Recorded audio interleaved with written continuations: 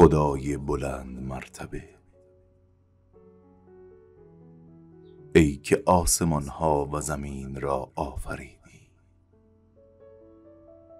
من موجود کوچکی هستم از خاک، ولی دلی پر از آرزو دارم.